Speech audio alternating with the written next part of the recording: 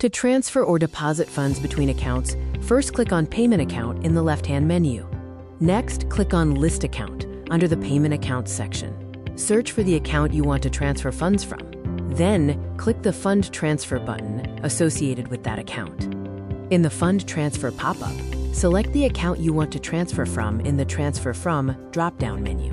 Then, select the destination account in the Transfer To drop-down menu, where you want to deposit the amount. Enter the specific amount you wish to deposit in the Amount field. Select the date for the transaction by clicking the calendar icon next to the Date field. Add any relevant notes for the transaction in the Notes section. Once all details are accurate, click the Submit button to complete the fund transfer.